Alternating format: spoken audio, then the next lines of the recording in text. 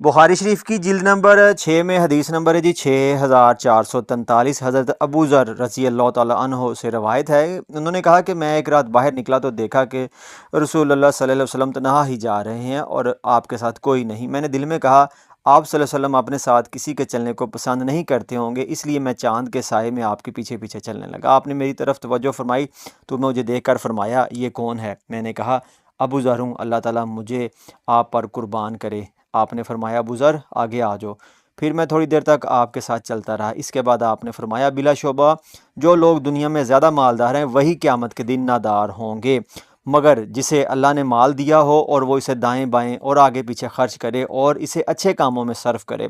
ابو ذر رضی اللہ تعالیٰ عنہ کہتے ہیں کہ پھر میں تھوڑی دیر تک آپ کے ساتھ چلتا رہا۔ ابو ذر رضی اللہ تعالیٰ عنہ کہتے ہیں کہ پھر میں آپ کے ساتھ چلتا رہا، آپ نے فرمایا یہاں بیٹھ جاؤ۔ آپ نے مجھے ایک صاف میدان میں بٹھا دی جس کے چاروں طرف پتھر تھے، اور آپ نے مجھے تاکید کی یہیں بیٹھے رہو حتیٰ کہ تمہارے پاس واپس آ جاؤں۔ پھر آپ پتھریلے میدان میں چلے گئے حتیٰ کہ میری نگاہوں سے اوجھل ہو گئے اور مجھ سے بہت دیر تک غائب رہے۔ پھر میں نے آپ سے سنا آپ یہ کہتے ہوئے تشریف لا رہے ہیں اگرچہ چوری کرے یا بدکاری کرے۔ جب آپ میرے پاس تشریف لائے تو مجھے صبر نہ ہو سکا۔ میں نے عرض کی اللہ کے رسول، اللہ تعالیٰ مجھے آپ پر قربان کرے، اس پتھریلے میدان کی طرف آپ کس سے باتیں کر رہے تھے؟ میں نے کسی کو آپ سے گفتگو کرتے نہیں سنا۔ آپ نے فرمایا یہ حضرت جبرائیل علیہ السلام تھے جو پتھریلے میدان کی ایک طرف مجھے ملنے آئے تھے اور کہا اپنی امت کو خوشخبری سنائیں، جو کوئی اس حال میں فوت ہو جائے کہ اس نے کسی کو اللہ کے ساتھ شریک نہ بنایا ہو تو وہ جنت میں جائے گا۔ میں نے کہا اے جبرائیل اگرچہ اس نے چوری کی ہو اور زنا کیا ہو؟ انہوں نے کہا ہاں۔ میں نے پھر کہا اگرچہ اس نے چوری کی ہو یا بدکاری کی ہو؟ انہوں نے کہا، جبرائیل نے کہا ہاں اگرچہ اس نے شراب نوشی کی ہو۔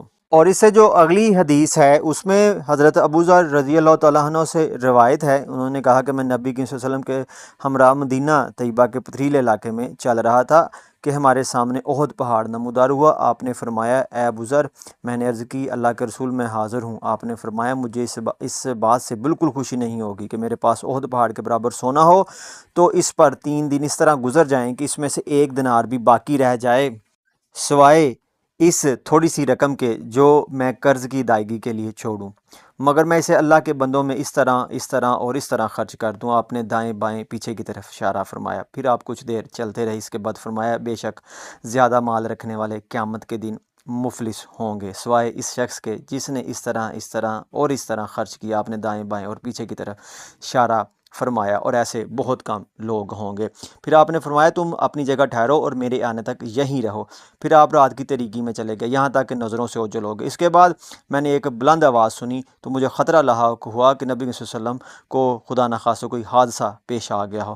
میں نے آپ کے پاس جانے کا ارادہ کیا تو مجھے آپ کا ارشاد یاد آ گیا، تم اپنی جگہ ٹھہرو جب تک میں تمہارے پاس نہ آ جاؤں۔ چنانچہ جب تک آپ صلی اللہ علیہ وسلم تشریف نہیں لائے میں وہاں سے نہیں ہٹا۔ جب آپ صلی اللہ علیہ وسلم میرے پاس تشریف لائے تو میں نے کہا اللہ کے رسول، میں نے ایک آواز سنی تھی جس سے مجھے خطرہ لاحق ہو گیا تھا، لیکن آپ کی بات یاد آ گئی۔ آپ نے فرمایا تم نے کوئی آواز سنی تھی؟ میں نے کہا جی ہاں۔ آپ نے فرمایا وہ جبرائیل علیہ السلام تھے جو میرے پاس آئے تھے اور انہوں نے کہا کہ آپ کی امت میں سے جو شخص اس حالت میں فوت ہو جائے کہ اس نے اللہ کے ساتھ کسی کو شریک نہ کیا ہو تو وہ جنت میں جائے گا۔ میں نے پوچھا اگرچہ اس نے چوری اور بدکاری بھی کی ہو؟ انہوں نے کہا ہاں اگرچہ وہ چوری اور بدکاری کا مرتکب ہوا ہو۔